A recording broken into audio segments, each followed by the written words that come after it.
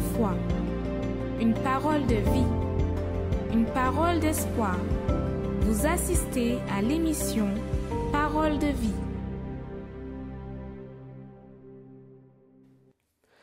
Que le Dieu Tout-Puissant vous bénisse à vous et à toute votre famille. Aujourd'hui, mardi, à l'Église universelle du Royaume de Dieu, nous avons eu pendant toute la journée la prière en faveur de la santé restaurée. Vous savez, d'habitude nous disons que la santé d'un être humain vaut plus que l'argent, vaut plus que l'or, plus que diamant. Sans la santé, nous ne pouvons rien faire. C'est pour cette raison que chaque mardi, à l'Église universelle du Royaume de Dieu, nous réalisons la prière en faveur de la santé restaurée. Car nous croyons la médecine. Et nous croyons que Dieu aussi il peut agir à travers la main du médecin. Nous croyons que la médecine et la foi cheminent ensemble, marchent ensemble. C'est pour cette raison que chaque mardi, vous êtes notre invité. Si vous avez raté aujourd'hui, vous aurez l'opportunité de mardi prochain participer de la prière. Chaque mardi, santé restaurée. Nous allons pendant cette émission vous montrer témoignages de personnes qui ont été transformées par le pouvoir de Dieu. Et je parlais de santé restaurée. Regardez les témoignages de cette femme qui a prié en faveur de son fils et qui, à travers sa foi, Dieu a pu toucher la vie de son fils et le délivrer de la situation critique, chaotique, excusez-moi de vous dire, qu'il traversait dans sa vie. La gloire de Dieu dans la vie de mon fils. J'ai un fils qui était en réa. Il ne vivait plus. Il vivait à travers l'oxygène. Ça fait 4 semaines qu'il est en réa. Tous les jours quand je viens, je prie avec les hommes de Dieu. Je pose sa photo sur l'autel. Je déclare les paroles. Je demande au Seigneur, tu es mort sur la croix. Tu as porté les infirmités et les maladies de tous tes chapeaux. Donc je ne viens pas en vain dans ton royaume chercher ta face tous les jours. Je suis présente à 6h du matin et à 18h. Je ne viens pas en vain. Je veux voir ta gloire sur cet enfant. Il doit sortir de cette réa. Il doit reprendre sa respiration normale. Et c'est ce que je faisais tous les jours. Mercredi matin, j'étais ici à la prière du matin encore. Après, j'ai balayé l'église. Quand je suis rentrée chez moi, j'ai fait mon ménage, j'ai oublié de regarder mon portable. Et vers 11h, lorsque je prends mon portable, je regarde, je vois qu'il a envoyé un message. Maman, merci pour tes prières, je vais mieux. Et j'ai glorifié la gloire de Dieu parce que là, on a enlevé l'oxygène, il respire lui-même, il va mieux et je rends grâce à Dieu pour tout ce qu'il a fait pour nous. La Bible parle d'un homme centenier qui est venu auprès de Jésus et qui avait dans sa maison son serviteur qui était malade. Son serviteur malade. Et cet homme a dit au Seigneur Jésus, parce que tout d'abord Jésus, il s'est mis à la disposition pour aller chez cet homme. Mais cet homme a dit, envoie une parole et mon serviteur sera guéri. Et Jésus a dit, qu'il soit fait selon votre foi. Et à l'instant, son serviteur a été guéri. À l'exemple de ce témoignage que nous venons d'accompagner, vous voyez, une parole est capable d'aller dans un autre pays, est capable d'aller toucher peut-être un être cher qui se trouve dans les urgences, qui se trouve dans les blocs opératoires. Une parole, la parole de foi, qui est la prière, est capable de faire l'impossible devenir possible. Mais il faut croire. Il faut faire ce que cette femme a fait. Venir, prier, déterminer et lutter en faveur de vos êtres chers. Ce dimanche, ici, à l'Église universelle du Royaume de Dieu, nous allons faire la grande bénédiction en faveur de toutes les familles. Et j'aimerais bien vous demander de préparer un pain. Vous allez préparer, acheter du pain et vous allez amener ce dimanche. Il y aura un certain moment de la prière que la grande bénédiction sera faite en faveur de ce pain, parce que Jésus il a dit qu'il est le pain de vie. Il veut vous accorder la vie. Il veut vous donner ce que vous n'avez jamais eu dans votre vie. Alors, cette fin d'année, ela doit être à vous, mon ami, vous qui m'assistez, soit ici à Libreville. Je ne sais pas où arrive notre image en ce moment. J'essaie d'une chose. Si vous êtes là en train de nous assister, ça veut dire que Dieu a un plan dans votre vie. Dieu, il veut vous montrer quelque chose que peut-être vous n'avez jamais vu auparavant. C'est dimanche 24, à la veille de Noël, nous sommes en train de demander, excusez-moi, à toutes les personnes d'apporter un pain. Vous allez préparer du pain, le pain, une baguette, ou moitié, ou brioche, enfin, ce que vous êtes habitués à manger, vous allez apporter dimanche. Et nous allons le consacrer, nous allons déterminer qu'il soit la vie dans votre maison, qu'il représente le próprio Dieu, afin que ceux qui sont malades vont manger, que leur santé soit restaurée, rétablie, afin que celui qui est faible, il se fortifie dans le Seigneur. C'est dimanche, soit 7 heures du matin ou à 10 heures du matin, ici à l'Église universelle du Royaume de Dieu. Nous avons le pasteur Charles, qui est au rond-point Avenue de Comté. Il est en face, en réalité, du temple ici, et au Cénacle du Saint-Esprit, ici à Libreville. Et il va vous donner plus de détails, plus de précisions de ce qui va arriver ce dimanche ici à l'Église universelle. Très bien, évêque. Nous sommes ici au rond-point de l'avenue de Comté. Et derrière nous se trouve notre temple de miracle, le Cénacle du Saint-Esprit, où va se dérouler ce dimanche, comme vous l'avez si bien dit, ce dimanche qui va être un dimanche de bénédiction, un dimanche spécial, à l'endroit de toutes les personnes qui souffrent, toutes les personnes qui sont acculées dans cette fin d'année par la douleur. Ou même encore, vous avez commencé l'année 2023 et vous avez bien commencé, mais au cours de l'année, vous avez connu la maladie, vous avez connu des dettes, vous avez connu des échecs, au point que vous êtes en train de finir l'année, mais vous finissez l'année en larmes. Vous pleurez pour tous les échecs que vous avez enregistrés durant toute l'année. Vous pleurez à cause d'une maladie. Vous pleurez à cause d'un être cher que vous avez perdu.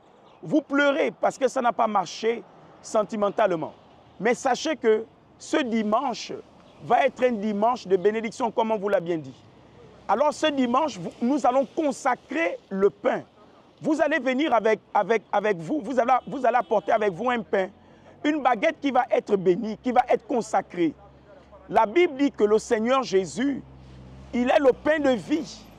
Et lorsque vous allez manger de ce pain, lorsque vous allez utiliser ce pain en famille, vous allez donner à quelqu'un qui est malade, vous-même vous allez manger parce que vous traversez une situation.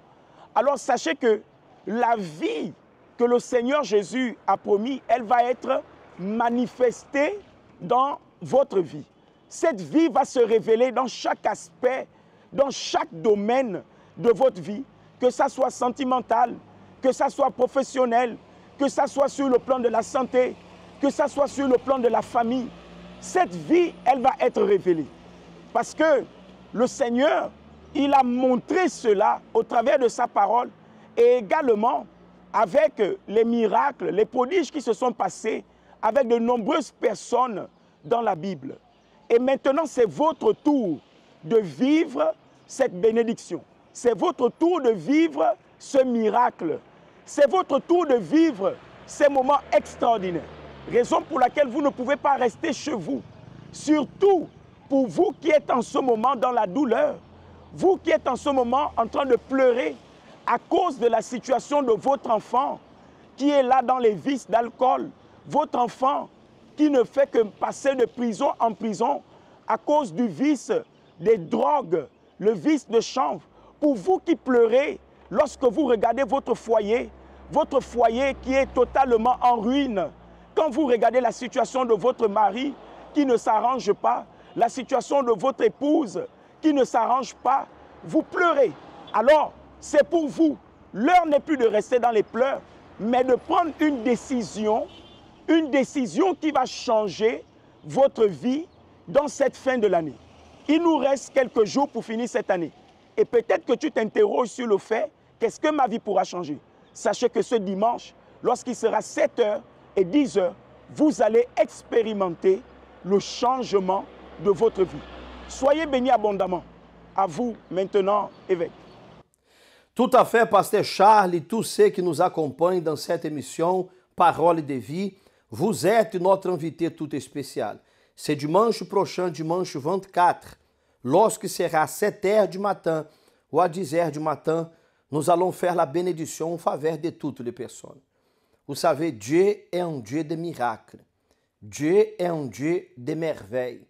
Dieu est un Dieu qui fait l'impossible devenir possible. Mais il va falloir croire. Lorsque le Seigneur nous appelle à venir vers lui, il y a la recette, il y a la garantie, il y a l'antidote en réalité pour nous accorder afin que notre situation soit changée. Et je ne sais pas combien de portes avez-vous déjà frappé.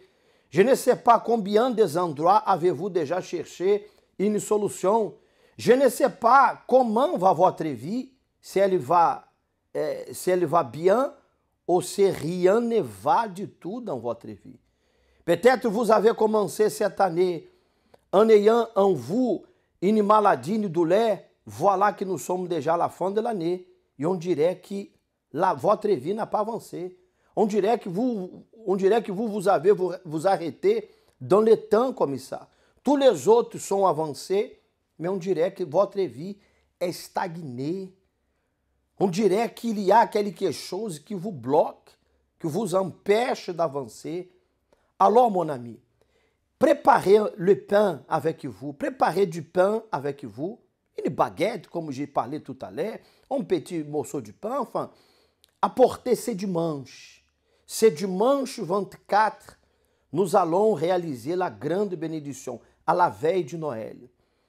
Et je sais que le Seigneur va rentrer en vous. Je me souviens que le Seigneur a fait pleuvoir la manne du ciel lorsque le peuple se trouvait dans le désert. Ça veut dire que Dieu a toujours pourvu dans la vie du peuple lorsque le peuple avait besoin. Et Dieu aussi pourvoira dans votre vie. Dieu aussi, il va transformer votre situation. Ce dimanche 24, nous aurons cette grande bénédiction, soit ici au Cénacle du Saint-Esprit ou dans chaque église universelle du royaume de Dieu. Préparez une bouteille d'eau, un verre d'eau et tout à l'heure nous allons clamer à Dieu en faveur de vous. Je voulais vous demander d'accompagner un témoignage de plus. Monsieur Francis, il a déterminé la transformation en faveur de son épouse.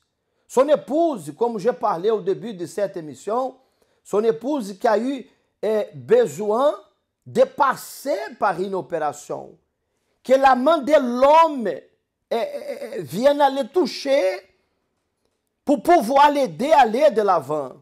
Mais vous savez, si nous ne mettons pas Dieu devant nos décisions, devant ce que nous allons faire, probablement nous allons échouer. Mais lorsque Dieu est devant, Dieu va bénir les médecins, Dieu va bénir l'avocat, Dieu va bénir le patron, Dieu va bénir le travail, Dieu va bénir les enfants, Dieu va bénir la journée. Enfin, Dieu sera toujours devant et il va nous apporter la solution. Accompagnez ce témoignage. La santé de mon épouse, ça n'a pas été facile parce que moi-même je suis tombé là-dedans en surprise. Normalement on avait programmé l'opération, mais la manière dont les médecins ont programmé l'opération, ça veut dire la manière dont ça devait débuter.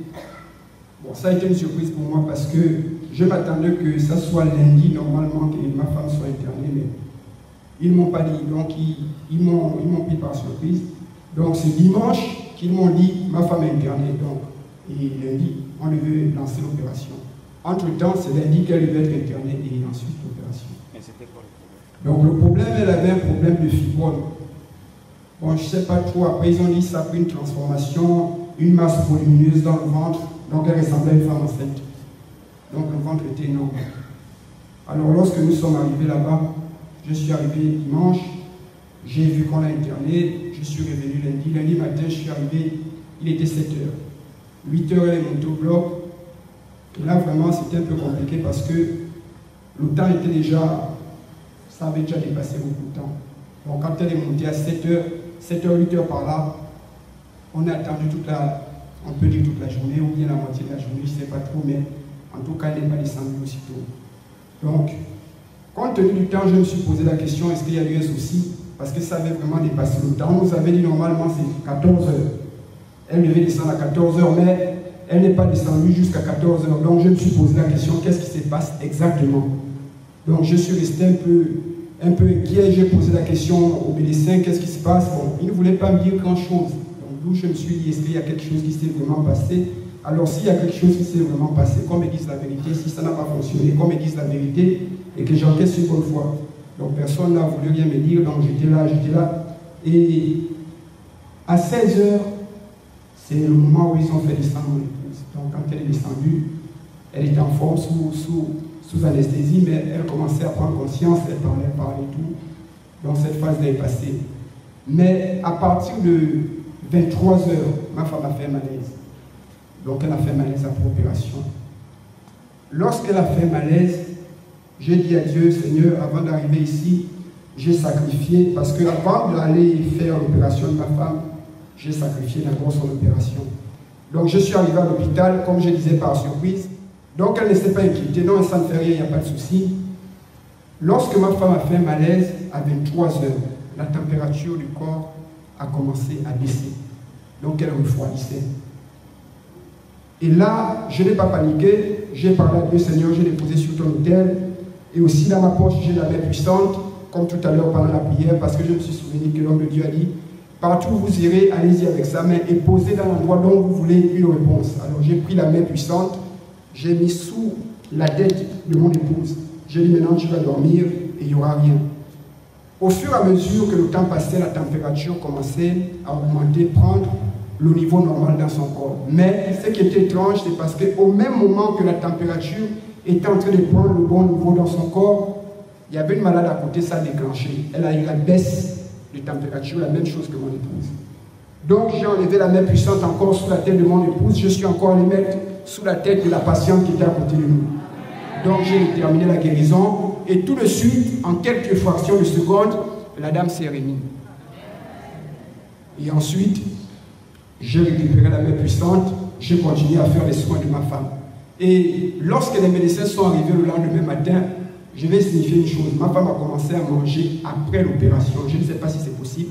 Mais après qu'on a opéré ma femme, elle est descendue du bloc à 16 h, comme j'ai dit. À 20 h, elle avait commencé à manger. Je ne sais pas si c'est possible. Mais à 20 h, elle avait commencé à manger. Et ensuite, mardi, on a commencé à débrancher certaines sondes. Mercredi, elle a commencé à manger des trucs plus lourds. Jeudi, oui, bien sûr. Jeudi, elle a commencé à marcher dans la salle. Elle a commencé à aller à la douche, se laver et tout ça. Et vendredi, jeudi, les médecins ont dit, madame, je vais vous dire quelque chose, vous avez un bon corps. Votre organisme est bon. Mais moi, j'ai compris une chose. Lorsque on va à ce genre d'affaires, d'opération, ou lorsqu'on traite l'hôpital sans mettre Dieu devant, c'est normal qu'on échoue. Mais j'ai vu que, en mettant Dieu devant, et en mettant aussi la confiance aux médecins, le travail des médecins ont plus réagi rapidement parce qu'il y avait Dieu devant. Mais si Dieu n'était pas devant, il va avoir une amélioration vraiment très lente. Donc d'où j'ai compris, après que le médecin m'a dit, monsieur, l'opération de votre femme n'était pas une chose facile. Donc j'ai compris que ce n'était pas le médecin qui avait opéré, mais c'était Dieu qui avait opéré. Donc je viens glorifier et rendre gloire à Dieu par rapport à ce qui s'est passé dans la vie de mon épouse. Donc je remercie Dieu pour ça. Elle est sortie vivante pendant qu'on a vu des personnes sortir sur les brancards mourants. Et puis, donc moi j'ai assisté à ça. J'ai assisté à ça, surtout aux urgences. J'étais là-bas presque tout le temps. Il y a la femme de l'ouvrier qui peut me témoigner. Elle était avec moi dans la même nuit. Donc nous voyons les gens rentrer et après nous les voyons sortir dans le brancard et tout. Et puis on les met dans le corbillard et puis ils partent. Mais moi, je glorifie le nom de Dieu parce que je crois que je suis en train de rentrer dans la nouvelle année vraiment béni. Amen. Et je remercie Dieu parce que...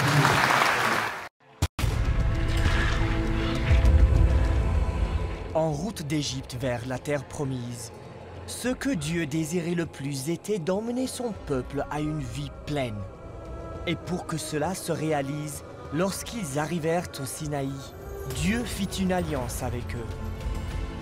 Alors Moïse vint et rapportait au peuple toutes les paroles de l'Éternel et toutes les lois. Le peuple entier répondit d'une même voix.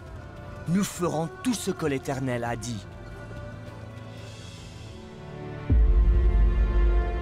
Moïse a écrit toutes les paroles que Dieu lui avait dites.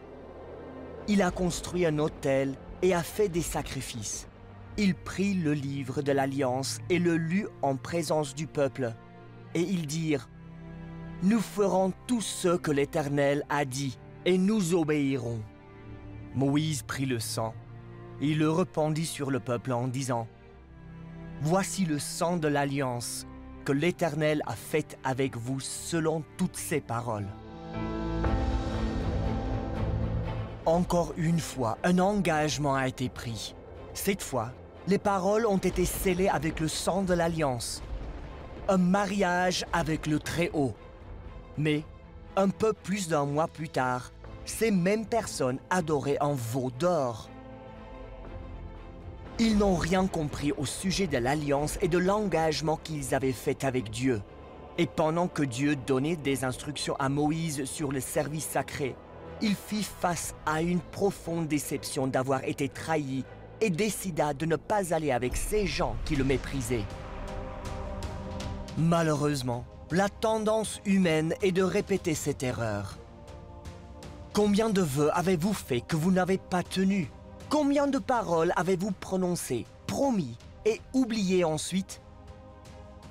Dieu se souvient de toutes nos prières et prend chaque mot que nous disons au sérieux, car il est fidèle en chaque parole qu'il nous adresse. Quiconque souhaite avoir la présence de Dieu doit aussi avoir cette compréhension que chaque mot compte.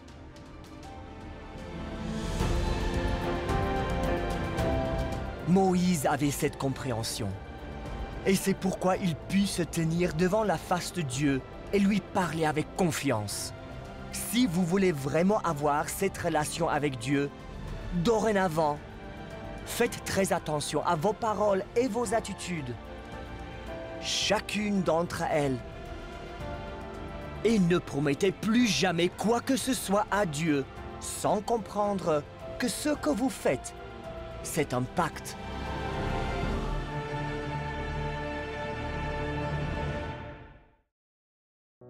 En ce moment, participez à une prière spéciale. C'est le bon moment pour parler avec Dieu. Nous allons unir notre foi pour vous. Seigneur notre Dieu et notre Père, le même Dieu qui a sauvé, Seigneur, l'épouse de cet homme, Seigneur, est capable de sauver à tous ces celles qui nous acompanhent maintenant dans cette clameur, Seigneur. Il y a des personnes, oh Dieu, qui a tout faire, des traitements, des rituels, des personnes qui acceptent n'importe quelle proposition pour avoir une santé rétablie, pour trouver la solution en faveur de ses enfants, de sa famille. Mais Seigneur, hélas, jusqu'à présent, tant de gens souffrent, tant de gens, mon Dieu, ont parcouru des chemins très longs pour rester, Seigneur, aujourd'hui dans la désolation totale. Mais je clame à toi, Seigneur, en faveur de tous ces et celles qui nous accompagnent dans cette prière. Touche la vie de cette personne, touche sa santé, prends cette personne par la main et qu'elle soit relevée maintenant au nom du Seigneur Jésus. Et lorsqu'elle sera avec nous, ó Dieu, c'est dimanche, mon Père, à 7 heures du matin ou à 10 heures du matin, elle va apporter du pain, Seigneur. Et le Seigneur qui a affirmé qu'il est le pain de vie, il accordera à cette famille, à cette personne, la vie dont elle cherche tellement, Seigneur. Mon Dieu, consagre et bénis le verre d'eau, la bouteille d'eau, et lorsque cette personne boira de cette eau, qu'elle soit fortifiée, qu'elle soit bénie. Ainsi, je crois et je détermine au nom du Seigneur Jésus. Amen. Que le Dieu Tout-Puissant vous bénisse, à vous et à toute votre famille. Nous terminons ici notre émission Parole de Vie. Demain, mercredi, à chaque église universelle du royaume de Dieu, nous aurons l'étude biblique. Voulez-vous vous fortifier dans la foi? Voulez-vous apprendre un peu plus au sujet de la parole de Dieu, de la crainte de l'Éternel? Dans ce cas, je vous invite, soyez demain, mercredi, à l'église universelle du royaume de Dieu. Soit à 6h30 du matin, soit à midi, à 15h, sinon la prière principale sera à 18h30. Que cette semaine qui commence les fêtes, les préparations pour les fêtes de fin d'année, soit une semaine bénie pour vous et pour toute votre famille. Au revoir.